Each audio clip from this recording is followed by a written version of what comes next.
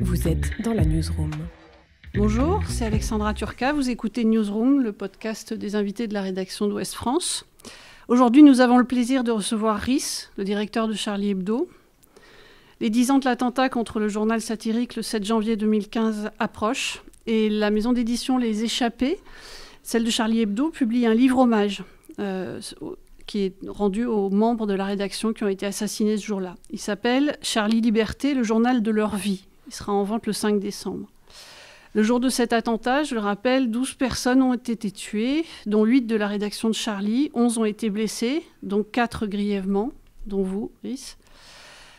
Et donc, à l'occasion de cet anniversaire difficile, vous sortez cet ouvrage. Et Rhys, qui a conçu cet ouvrage? Est-ce que c'est une conception collective? Et puis, quel était son objectif? C'est une conception, oui, collective, puisqu'on l'a fait aussi avec les ayants droit, les familles des victimes. Voilà, on leur a demandé, on a vu avec les uns et les autres ce qu'ils auraient aimé montrer de leurs disparus. Le but étant de montrer ce qu'ils avaient pu faire aussi avant Charlie. Pas uniquement ce qu'ils avaient fait à Charlie, mais aussi à côté de Charlie ou autour de Charlie, parce que les uns et les autres avaient beaucoup d'activités autour de Charlie. Voilà, donc c'était pour un peu montrer, pour montrer tout ce qu'on a perdu avec leur disparition. Voilà, pour montrer aussi toute l'étendue de leur talent, de leur vision des choses, quoi. Alors c'est une évocation, c'est pas une biographie à chaque fois, mais qu'au moins les lecteurs qui peut-être il y a 10 ans étaient plus jeunes les découvrent peut-être à cette occasion. Et qu'on ne retienne pas d'eux que leur mort. Oui, voilà, c'est-à-dire que on peut retenir le moment de leur disparition, mais moi j'ai envie plutôt, c'est pour ça qu'on a mis le journal de leur vie, de mettre en avant ce qu'ils avaient fait durant leur vie, de montrer que ce qu'ils ont fait est toujours vivant en fait. C'était une rédaction complète. Aujourd'hui, il y a une nouvelle rédaction. Si vous voulez bien, j'ai envie un peu que vous nous emmeniez rencontrer, en quelques mots ou anecdotes, cette rédaction qui n'est plus là, mais qui est encore bien en vie dans les souvenirs de ceux qui les ont connus. Cabu, quand je vous parle de Cabu, c'est quoi ce qui vous revient?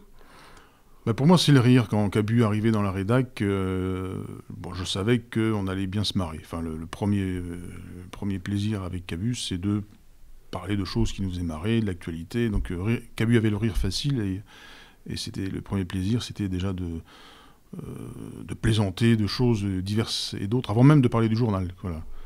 Donc Cabu, c'était le rire. Voilà. Et Cabu, en même temps, c'était un vrai journaliste, c'est-à-dire qu'il était toujours à l'affût de tout un tas d'informations qu'il lisait. Il lisait énormément de journaux. Et parfois, il nous amenait des informations que nous-mêmes, on n'avait pas. Il avait vu des choses, il sortait de son petit sac des extraits qu'il avait découpés, qu'il avait notés. Et il avait un œil de journaliste. C'était pas seulement un dessinateur, c'était un journaliste. Voilà. Donc Cabu était aussi quelqu'un qui avait accompagné toute une génération, parce que oui. En dehors du côté satirique, il avait été complètement mêlé aux émissions de Dorothée. On a grandi avec Cabu. C'est vrai, comme je l'évoquais avant, c'est vrai que les uns et les autres ont pu faire beaucoup d'autres choses à côté de Charlie. C'est vrai que Cabu, il avait toujours eu la préoccupation de transmettre le goût du dessin aux jeunes. C'est pour ça que quand on lui avait proposé à l'époque de participer à cette émission de Dorothée, lui, son but, c'était de donner aux enfants, aux plus jeunes, le goût du dessin. Voilà. Parce que quand on est gamin, on aime bien dessiner. C'est toujours marrant de voir quelqu'un dessiner. Donc, il pensait qu'il fallait presque créer des futurs lecteurs en leur donnant le goût du dessin très tôt. Voilà. Donc, il avait toujours l'idée de la transmission. Oui, donc effectivement, il y avait pas mal d'orphelins de Cabu après. Oui. Elsa Caya. Elsa Caya, elle est arrivée un peu plus tard. Moi, j'ai toujours trouvé que c'était... parfois, on lit des articles où les journalistes se prennent un peu pour des psys, et c'est pas toujours très convaincant. Donc, je m'étais dit, autant faire parler directement un ou une psy. Voilà, parce que je pense que la psychanalyse, c'est quelque chose d'important, et contrairement à ce que certains disent, qui ont tendance à la dénigrer, c'est quelque chose qui a apporté au XXe siècle et qui continue à être important, même si, malgré toutes les critiques, Charlie a toujours défendu les apports de la psychanalyse. Et donc, j'avais par Antonio Fischetti, qui est journaliste à Charlie Hebdo, qui avait fait un travail avec elle. Je l'ai rencontré, puis je lui ai proposé de faire une chronique dans Charlie toutes les semaines, voilà, où elle racontait un peu sur le divan des aspects de la psychanalyse. Voilà. Et elle démythifiait aussi pas mal. C'est un peu ça. C'est pour ça que ça rejoint Charlie Hebdo. Charlie Hebdo, c'est un journal qui essaye un peu de s'affranchir des mythes. Et avec la psychanalyse, aussi de s'affranchir de ses propres mythes, de ses propres illusions. Donc, ce qui est pas facile. Tout le monde a envie de rester à l'intérieur de ses rêves, de ses illusions. Donc, qu'on fasse Charlie ou la psychanalyse, c'est un peu la même démarche. On essaye d'aller un peu derrière l'apparence. Qu'est-ce qui se cache ? C'est intéressant comme parallèle pour les prochaines séances. Et Charb ? Charb, moi je l'ai connu en 91 à la Grosse Bertha, et on était de la même génération. Il avait un an de moins que moi, et Charb, il a toujours voulu dessiner dans un journal. Alors que moi, au même âge, j'étais pas sûr du tout de ce que j'allais faire. Lui, il voulait dessiner dans un journal. Il avait d'ailleurs rencontré Cabu quelques années auparavant dans des émissions de télévision. Donc, lui, il voulait, quand il y a eu la Grosse Bertha, le journal qui a précédé Charlie Hebdo en 92, il était déjà là. Donc, c'était un acharné du dessin de presse. Et pour lui, Cabu, c'était sa star. Voilà. Et il avait la chance de se retrouver avec Cabu. Et Charb était, comment dire, des fois j'ai tendance à dire, il parlait comme ses dessins, et ses dessins parlaient comme lui. En fait, il y avait quelque chose de très direct qui pouvait sembler abrupt, mais c'est ça qu'il faut dans le dessin satirique. Il faut aller tout de suite à l'essentiel, et c'était un pur dessinateur satirique de ce point de vue-là, quoi. Il avait le verbe et il avait le sens de la formule. Comme le dessin. Le dessin, c'est une formule aussi, c'est graphique. Il y a toujours la formule graphique qui allait tout de suite là où vous voulez emmener le lecteur, même si c'est des fois ça le brutalisait un peu. Ça n'a pas dû être simple de choisir dans ses dessins à lui ? C'était l'occasion aussi de montrer ce qu'il dessinait avant qu'il apporte des dessins à la Grosse Bertha ou à Charlie Hebdo. En fait, très tôt, il a participé à des journaux étudiants, lycéens. Donc, très tôt, il avait envie de faire des journaux. Voilà, des journaux de toutes sortes, même un journal de mathématiques. Enfin, c'est absolument surréaliste parce qu'il avait horreur des maths, mais enfin, il arrivait quand même à faire des dessins sur un sujet qu'il détestait. Faut quand même être fort. Donc voilà, Charb, c'était ça, quoi. C'était un acharné du dessin. C'était sa vie, le dessin. Et Honoré ? Alors Honoré, c'était la génération précédente, une expérience beaucoup plus grande que nous, et lui, son dessin était, je ne vais pas dire plus classique, mais c'est un dessin qui ressemblait un peu à de la gravure sur bois.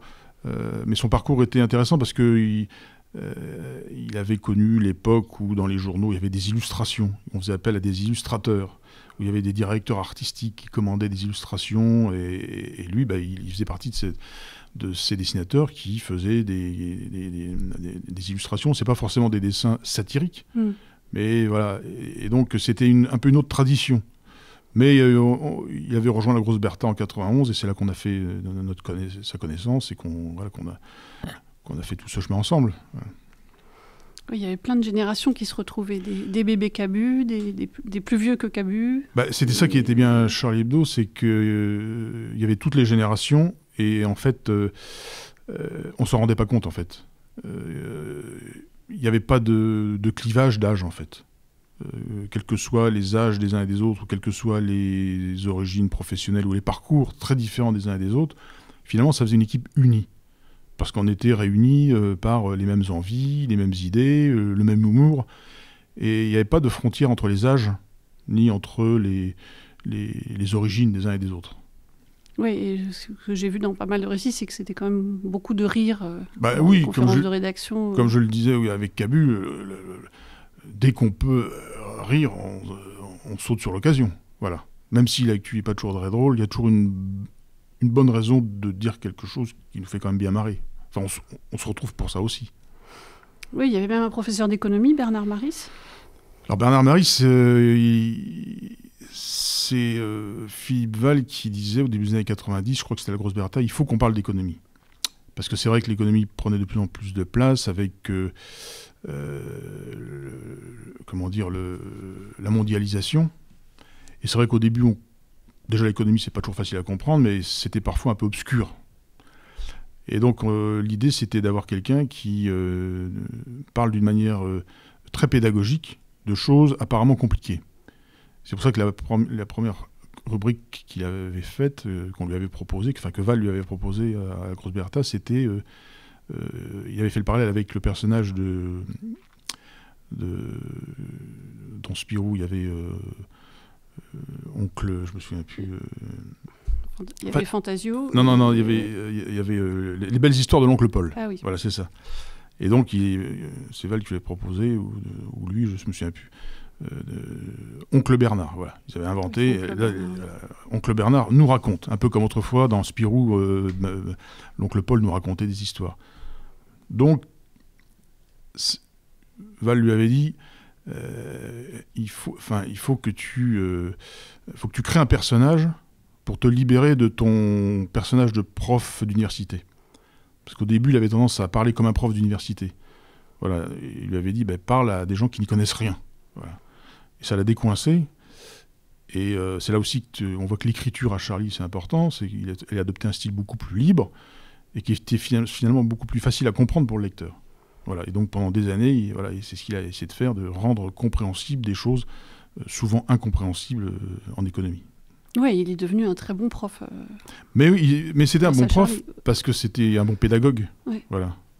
Oui, clairement, il a réussi à vulgariser des choses. Voilà, mais il le faisait aussi grâce à l'humour. Lui aussi, Bernard, il avait beaucoup d'humour, et l'humour, c'est quelque chose aussi qui arrive à faire passer des choses. Même en économie, on peut faire passer des choses avec de l'humour. Il avait créé une rubrique qui s'appelait Les Grands Fauves, où il faisait des portraits de grands patrons, et c'était assez gratiné, quoi. Je ne sais pas si aujourd'hui, il y a beaucoup de chroniqueurs économiques qui oseraient écrire ces choses-là sur les grands patrons actuels. C'était très drôle. Oui, il était très drôle. Quel était le rôle de Mustapha Ourad ? Mustapha, il nous a rejoints pour faire un travail que le public, le lecteur ne voit pas souvent, qui est celui de correcteur. Ça a l'air de rien, mais c'est capital, puisque les correcteurs, il n'était pas tout seul, relisent les papiers que font les journalistes, et même relisent les dessins. Alors corrige d'abord les fautes d'orthographe, parce que des fois on laisse des fautes d'orthographe dans les dessins, donc il faut rectifier sur les fautes sur les dessins, mais aussi dans les papiers. Et vérifie aussi si les infos dans les papiers sont exactes ou pas, parce qu'il y a parfois des journalistes qui ne vérifient pas toujours ce qu'ils racontent ou se trompent de chiffres. Donc c'est aussi un travail de vérification journalistique qui est important en fait. Et Mustapha, c'est ce qu'il faisait avec celle qui chronique la rubrique des animaux dans Charlie qui s'appelle Luce Lapin. Donc pendant des années, ils travaillaient tous les deux dans leur bureau, et c'était à eux qu'on amenait nos dessins pour les corriger. Et voilà, on essayait de faire en sorte de faire le moins de fautes possible, pour pas passer pour des cons. Apparemment, il était assez intraitable. Oui, mais tous les correcteurs... la grammaire, c'était un correcteur à l'ancienne. En général, les correcteurs sont pointilleux, méticuleux et coupent les cheveux en quatre. Mais c'est bien parce que c'est vrai qu'on s'aperçoit que la langue française, c'est pas simple, mais c'est passionnant. Parce qu'il était passionné par la langue française, par les subtilités grammaticales, par les mots. Et parfois, quand on lui faisait découvrir un mot qu'il ne connaissait pas, un mot un peu technique, voilà, il était à l'affût de choses qu'il n'avait pas encore découvert de la langue française. Voilà. Et il ramenait un peu d'ordre dans certaines bulles. Il nous aidait, lui et les autres correcteurs aussi, à éviter à faire que ce soit bien en français, quoi. Et Tinius, alors ? Tinius, c'était un peu la génération avant. Il avait déjà commencé à dessiner au début des années 80 dans des journaux comme Antirou ou d'autres journaux. Donc il avait déjà une expérience du dessin de presse. Il avait fait des dessins dans l'Idiot International. Moi, c'est là, comme lecteur, quand j'étais étudiant, que je l'achetais parce que on trouvait GB, il y avait des pages avec plein de dessins dans l'Idiot International. Même si c'était un journal à la ligne éditoriale un peu bizarre, au moins il y avait des dessins. Et il faisait des dessins qui étaient vraiment marrants.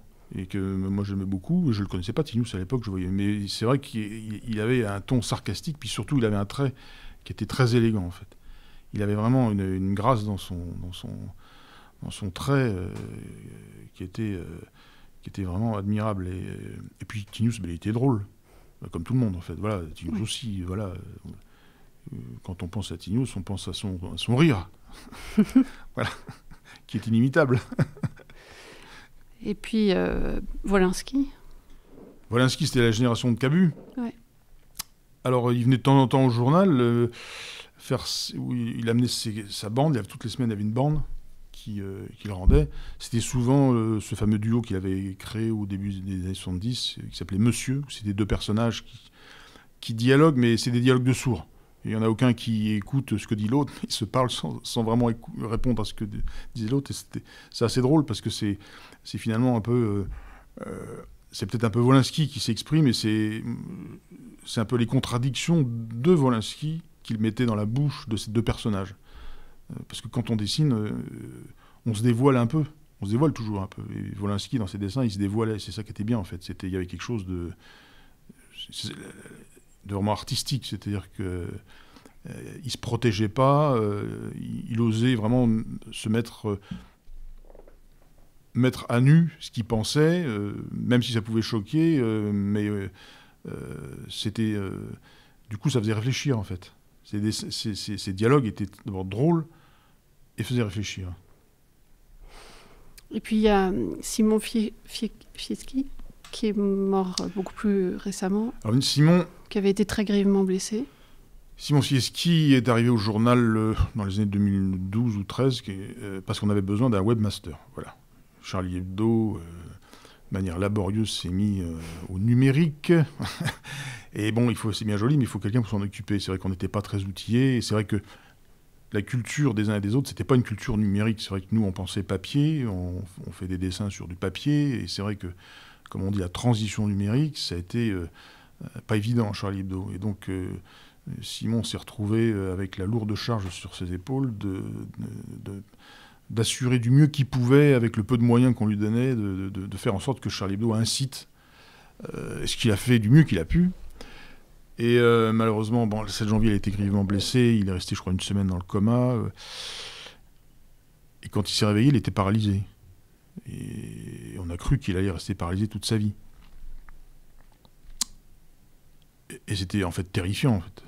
Et tout doucement, dans les semaines qui ont suivi, tout doucement, ses jambes ont commencé à rebouger. Et vraiment, et progressivement, il a retrouvé l'usage de ses jambes, mais pas comme avant. Il avait un handicap. Il a fait des efforts surhumains pour remarcher. Il était aux Invalides à Paris. Mais quand vous faites de la rééducation, vous avez beau y mettre toute votre volonté, et à un moment donné, vous atteignez un seuil. Vous savez que vous ne pourrez pas aller plus loin. Et au bout d'un moment, vous identifiez votre handicap. Vous savez qu'au-delà, vous n'arriverez plus à marcher comme avant. Donc il a quand même pu remarcher. Bon, il avait une canne, mais il le disait pas, mais c'était épuisant. Alors je lui avais dit, tu seras toujours au journal, tu resteras toujours au journal, parce qu'il avait peut-être peur qu'on lui dise qu'on n'avait plus besoin de lui. Mais il est toujours resté au journal. Mais il ne pouvait pas travailler autant qu'avant, parce qu'il était très vite épuisé. Et donc, mais bon, il était quand même déterminé. Il allait à la rencontre des collégiens, des élèves, il faisait de la pédagogie. Donc il avait plein de projets aussi pour se rendre utile, et puis aussi pour continuer à parler du journal et de ce qu'on faisait au journal. Donc jusqu'au bout, il nous a servi un peu d'exemple, parce que son courage nous obligeait à être aussi courageux que lui. Et puis il est décédé alors que vous étiez en train de boucler, donc vous avez pu rajouter... Alors c'est vrai qu'on a appris malheureusement de manière assez brutale son décès, et on a décidé de le rajouter dans le livre. Voilà. Ouais. Aujourd'hui, vous avez embauché une nouvelle rédaction, depuis longtemps. Vous avez réussi à recréer tout ce rire, tout cet esprit, J'ai l'impression, puisque je crois qu'on peut dire que oui, quand on est au journal, on passe plutôt des bons moments, quand même. Enfin, moi, je me barre bien au journal. Oui, je crois qu'on peut dire qu'on a recréé une rédaction qui est aussi vivante qu'avant, voilà, qui est dynamique, qui part en reportage, qui produit des dessins, des articles. Donc c'est, on peut dire que 10 ans après, où le journal est bien vivant. Voilà. Et le mauvais esprit? Le mauvais esprit est toujours bien là ou... C'est différent parce que c'est des personnes différentes, mais... Ah oui, non, mais c'est... L'esprit satirique, il est toujours là, mais dans des styles et des tons différents. Ça se renouvelle, l'esprit satirique. Voilà. Donc, c'est ça qui est bien aussi. Voilà. On a des nouveaux esprits satiriques, caustiques et loufoques. Vous avez toujours autour de vous des mesures de sécurité très importantes. Les conséquences, 10 ans après de l'attentat, en tout cas celles-là, semblent les plus visibles. C'est quoi le poids sur la vie quotidienne donc, de ces mesures de sécurité, pour vous en tout cas? C'est vrai qu'au lendemain des attentats, tout de suite, on nous a proposé des protections pour éviter qu'il y ait de nouvelles attaques. Et cette protection, on pouvait penser en 2015 qu'elle durerait peut-être 1 an ou 2, et finalement 10 ans après, elles sont toujours là. Parce qu'on voit bien que même s'il y a moins d'attentats, il y a toujours des possibilités. Il peut toujours y avoir des gens qui surgissent avec des couteaux, des choses comme ça. Donc on ne peut pas se permettre de baisser la garde. Peut-être que c'est inutile, peut-être que ça ne sert à rien, et j'espère que ça ne sert à rien, mais ce serait trop bête qu'il arrive quelque chose par un manque de vigilance. Voilà. C'est assez contraignant, mais on a l'impression que vous avez pris le parti très tôt que ça ne vous empêcherait pas de vivre et de continuer à faire ce que vous aimez faire et ce en quoi vous croyez. Ça ne m'empêche pas de faire ce que je veux. D'ailleurs, les personnes qui m'accompagnent, elles le savent, que voilà, elles savent aussi un peu s'adapter à l'activité qui est celle qui est la mienne, pour que je puisse justement continuer à faire ce que j'aime faire, quoi, ou ce que je dois faire dans le journal. C'est plus difficile quand il faut aller à l'étranger. Là, effectivement, parfois, quand on veut faire des reportages dans des pays pas toujours très sécurisés, c'est un peu risqué. Voilà. On va arriver donc au 7 janvier, au 10e anniversaire. Sous quel signe vous souhaitez qu'il soit placé? Quels sont vos espoirs? Le signe, moi, j'ai pas envie que ce soit trop funèbre. Je voudrais que ce soit un peu à l'image de ce qu'étaient les gens qui ont fait ce journal et qu'il y a dans le livre. Même s'ils pouvaient être parfois pessimistes, ils étaient quand même combatifs. Voilà, donc Charlie est toujours un journal combatif. Et malgré l'adversité, malgré les drames, on a toujours eu envie de faire le journal. Donc ce qu'on a envie de transmettre, c'est le goût pour faire ce journal, pour le lire, pour trouver plaisir à le faire et à le lire. Mais dans un esprit... pour le faire, il faut être combatif. Voilà. C'est en vous-même que vous trouvez les ressources pour continuer. Et c'est aussi de donner aussi un peu confiance aux jeunes journalistes, aux jeunes générations. Il ne faut pas avoir peur. Il faut continuer à aimer, à faire d'abord des journaux, pas que Charlie Hebdo. Il faut continuer à aimer à faire des dessins satiriques. Il faut pas s'arrêter d'aimer ça. Voilà. Merci beaucoup. Ça Merci. sera le mot de la fin. Merci d'être venu nous parler de vos amis, de ce livre. Donc, je vous le donne pour que vous puissiez le montrer. Charlie Liberté, le journal de leur vie. Il sera en librairie le 5 décembre. Et puis, merci pour ce mot de la fin. Merci.